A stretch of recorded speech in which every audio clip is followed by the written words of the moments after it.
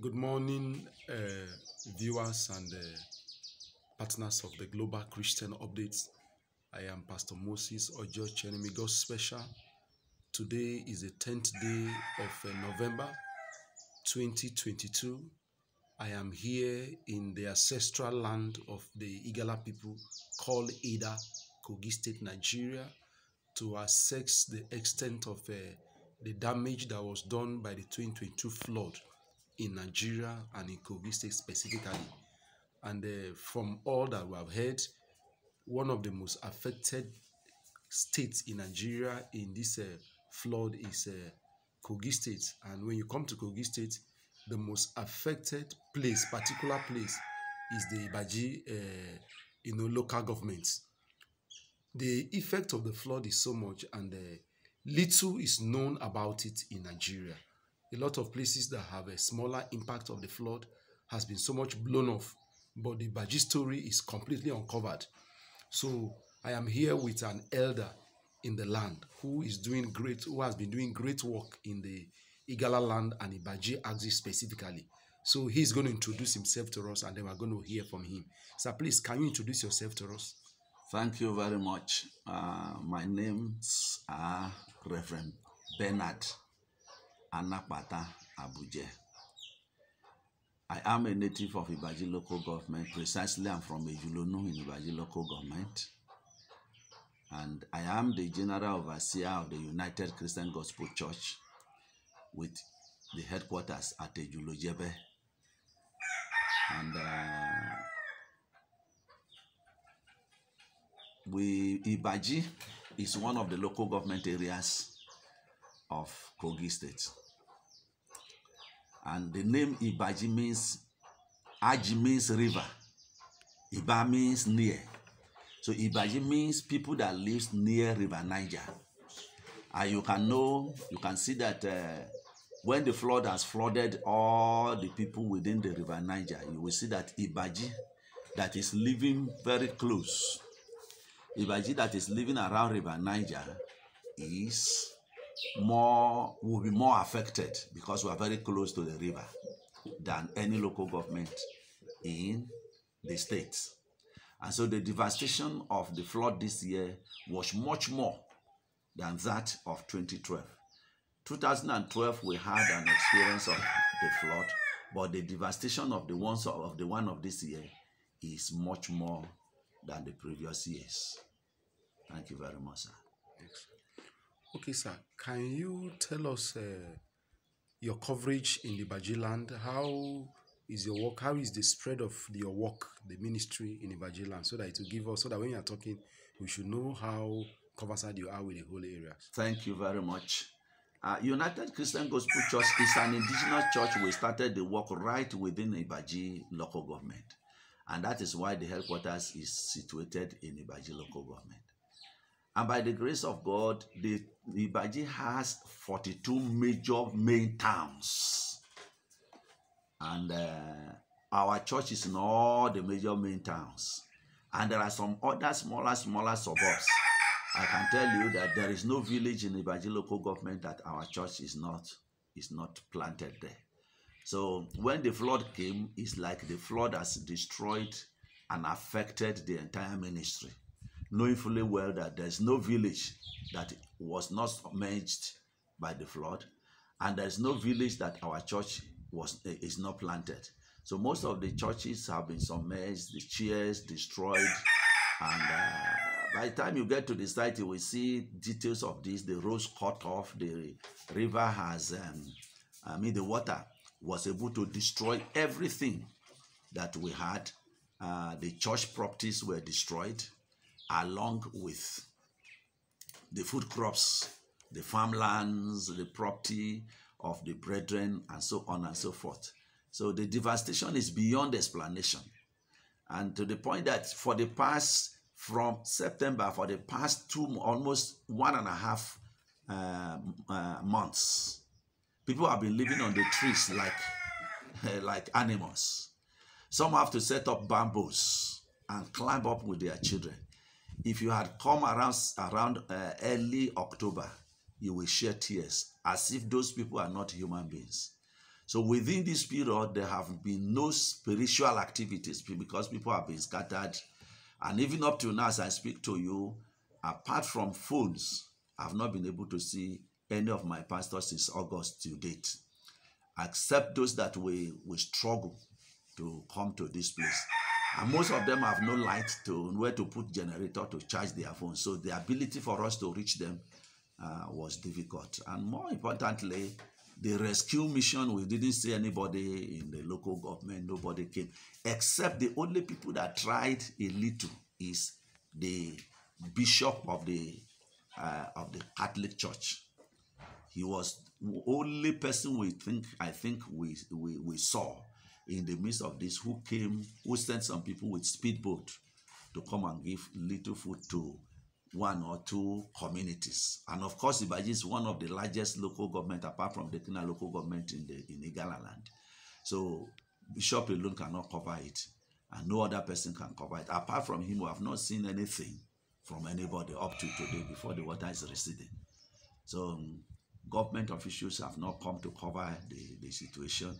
So we have been left alone with ourselves. We have been moving on the speedboat and engine boat and local canoe, which if you go to the riverside now, you will see many of them that are parked as one of the means of going to either to buy food and give to the people to eat. So we have been alone. So I'm so conversant with the land because my church is everywhere. There's no village in Ibaji local government that I have not been to personally to preach the word of God, as well as planting churches. So I've been visiting them every year.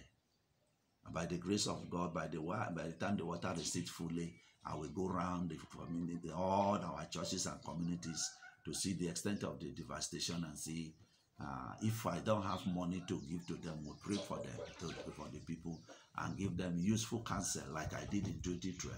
Some little things, some fast growing food they can plant in order to survive. So, sir, compared to 2012 flooding, so what do you have to say about this year, 2022 flood? The year 2012 flooding was very big. It was the first experience we had in our own time. We have never seen that, and we thought that was the biggest flood that we have ever witnessed in Ibaji. But the one of this year is much more bigger than that of the 2012. In the sense that the one of 2012, there are some spots in the local government that the water didn't reach. But this one, there is no part of Ibaji land, no matter how small it is, that was not covered with the flood. All the villages were flooded in the local government. So the one of this year was more destructive than the one of about 10 years ago. So what you're saying is that the entire Ibaji local government was submerged. Seriously, entire, no matter how small, even farm settlement, there's no place that was left. People have to escape to part of Edo, escape to part of, some came to Ida, some have to escape to, we have several IDPs. Some went to part of Delta, some went to part of Anambra. You have to run to anywhere that is closer to you for escape. They have to move to the higher land in some other places. And up till now, as we speak, some are still living in those IDPs. They have not come back. So it's an experience we have never had, and we would not pray to have it again, because the destruction is massive. Mm-hmm. So I was talking with the pastor who just came back from Ibaji, who has been away since the flood. Yeah. So, and he said they've not had any intervention from Kogi State government of any kind. What he said was so. True. Please, since you have your work is in the whole of the Ibaji, can you tell us exactly what has the Kogi State government and the federal government done to alleviate your people, or to rescue the people who have been living on top of trees like animals? Thank you very much. What he said was true.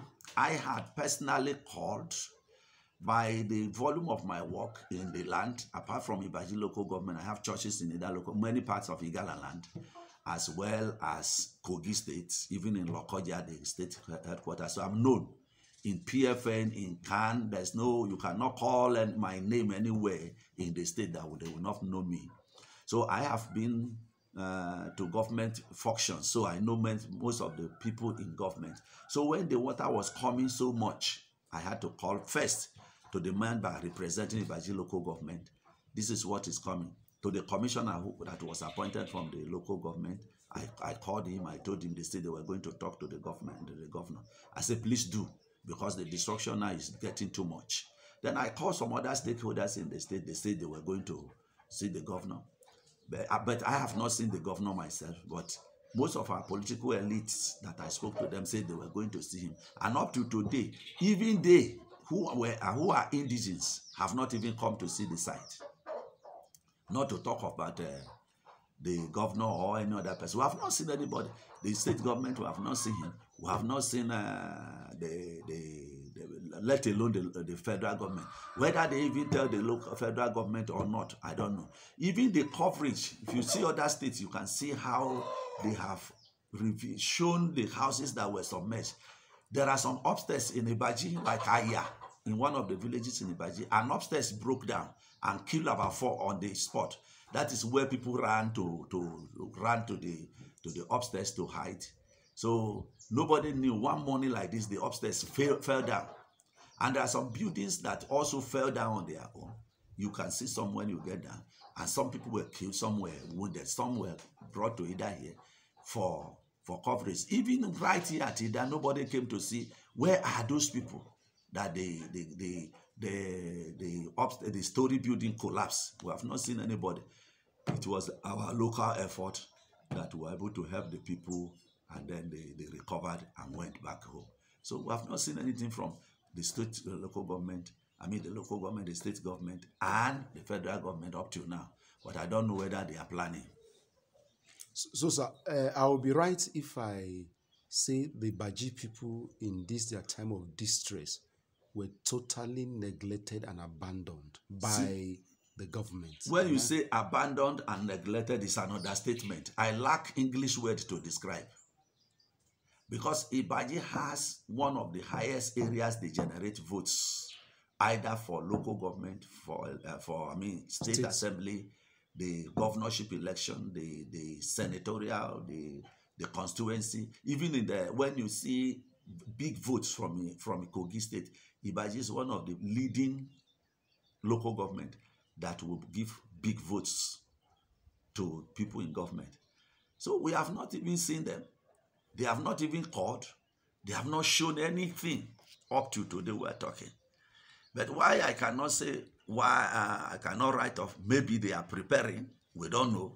But the right time they should have come is the time of evacuation. That was when I was coming. Let them help us pay for some engine boat to help us evacuate that, because many people are dying. Some mothers have a child, breastfeeding child, and they will carry one at the back. How will they climb up? And we had no enough canoes to evacuate the people at once. And the water will be rising.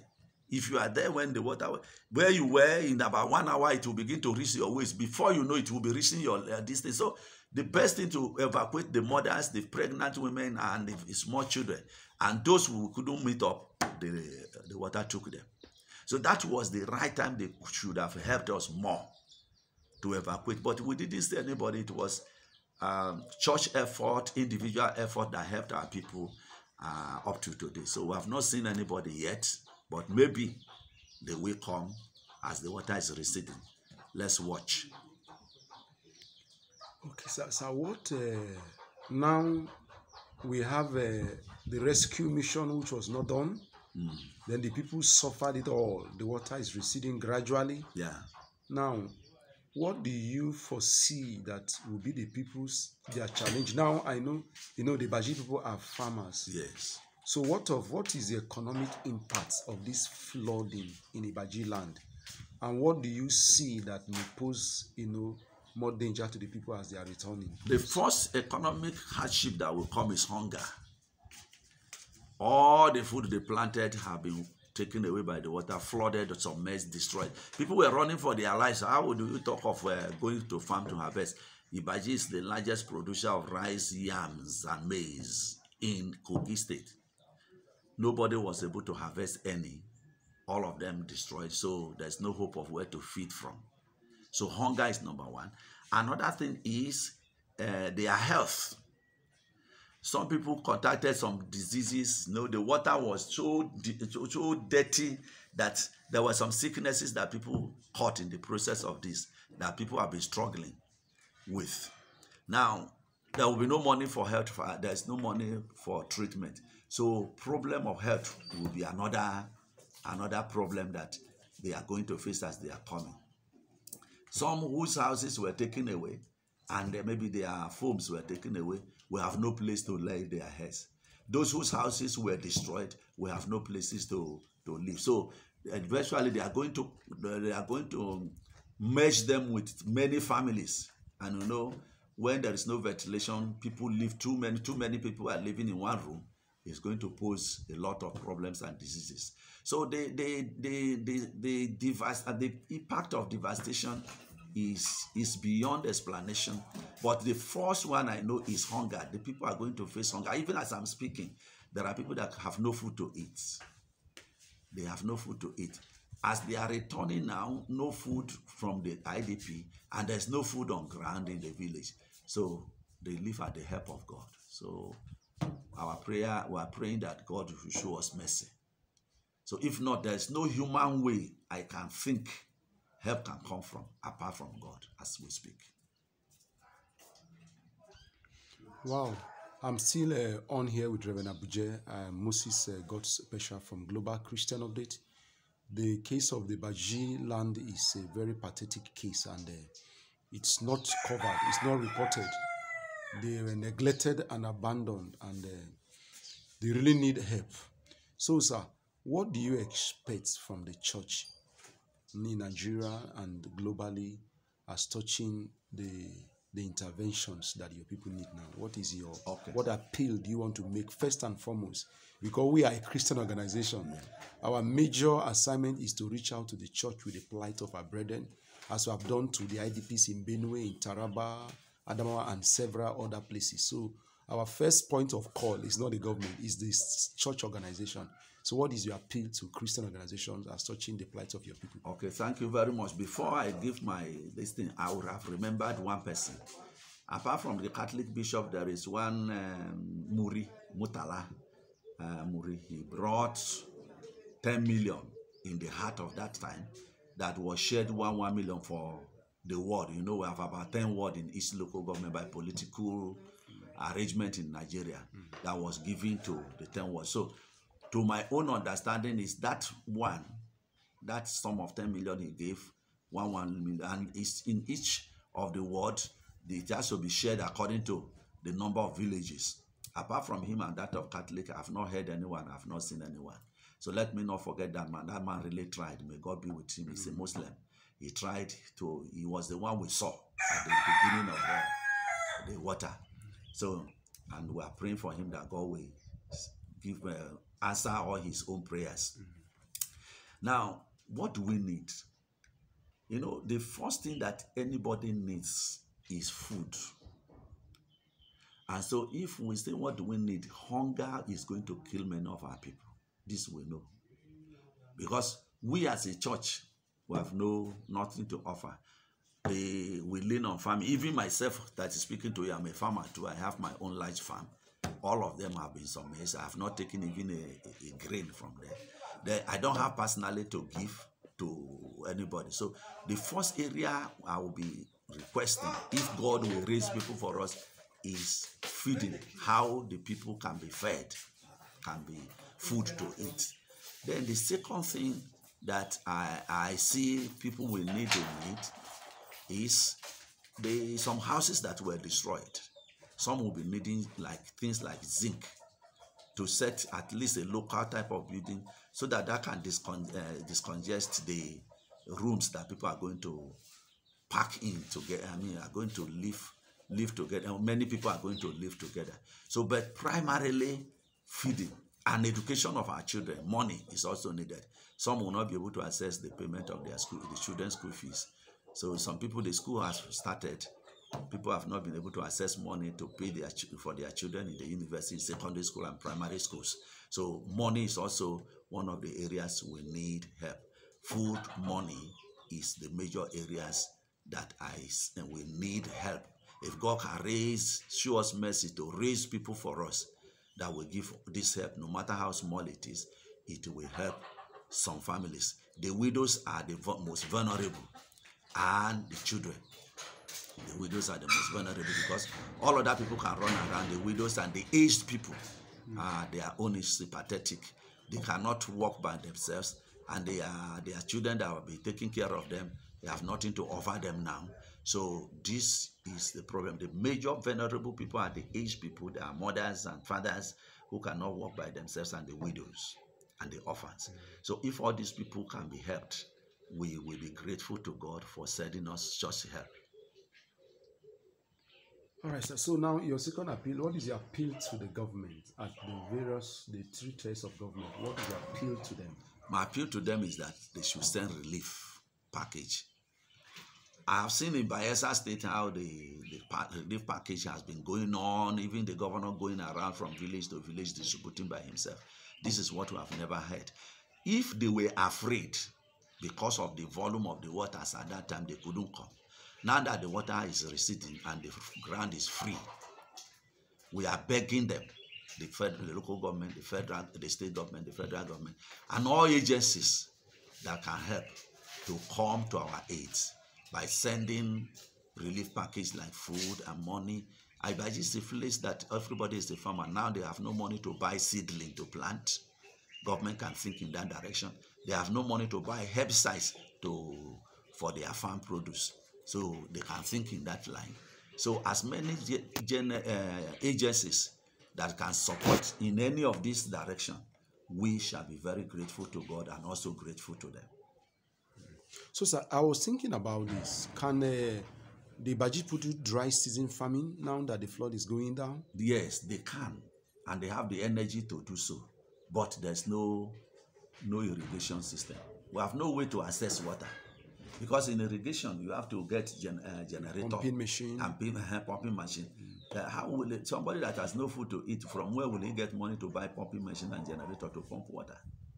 Otherwise, if we can be helped in that direction, we can do dry season farming, and that will be helpful. Before rainy season comes, everybody must have harvested their crops. So if the needs are too many, that, if we present too many things, people will not know where to start from. But I know that the immediate ones now is hunger, because a lot of people have nothing to eat now. So between now and the farming season, if we can get relief package from the donors or government agencies or government, we shall be grateful to God and the government. And that's our need. That's my personal appeal. It's okay, sir.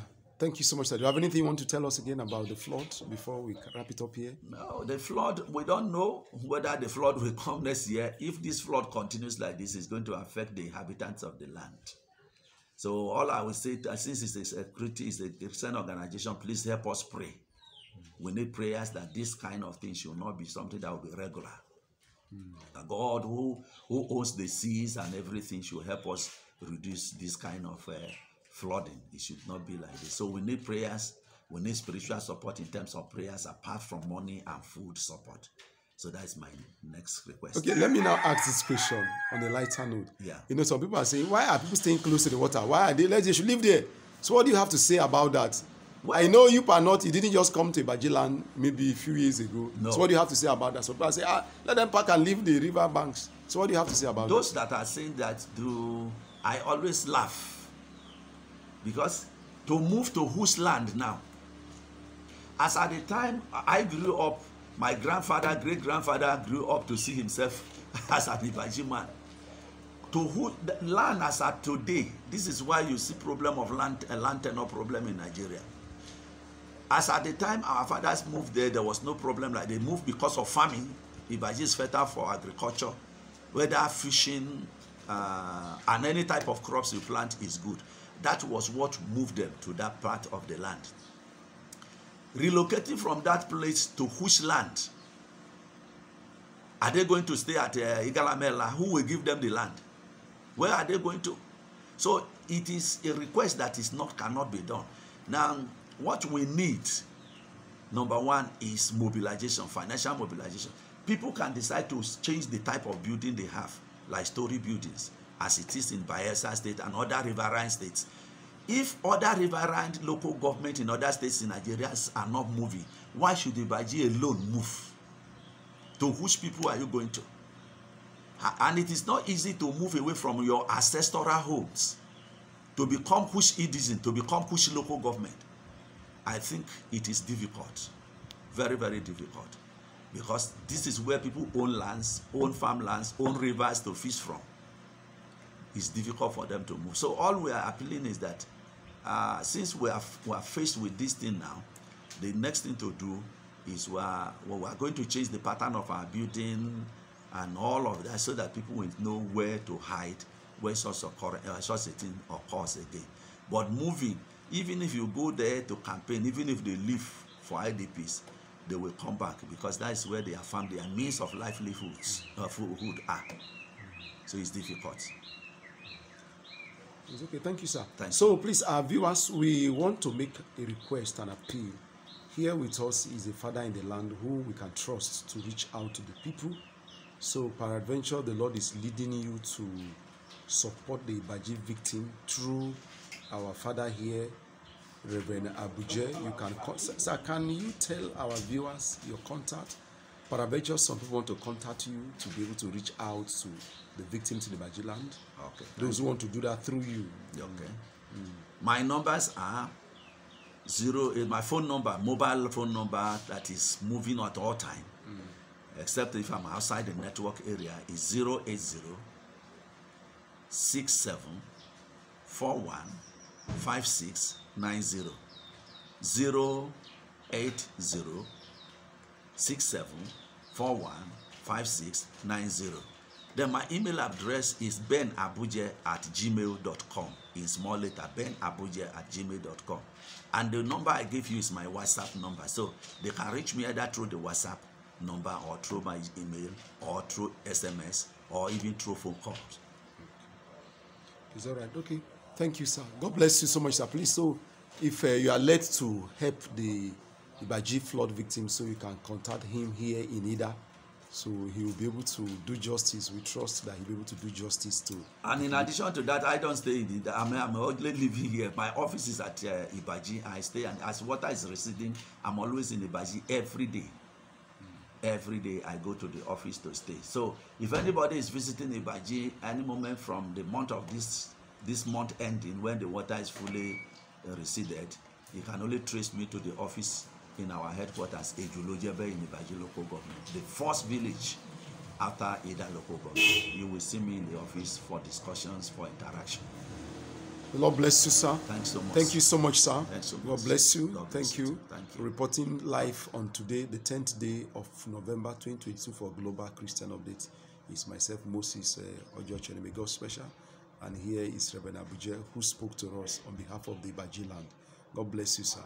Thank you. We trust God that brethren will be moved, not just from Nigeria, but all over the world, to help the Ibaji people in various capacities that the Lord will lead them to do. Thank you so much, sir. God bless you, sir. Yes, sir. Yes, sir.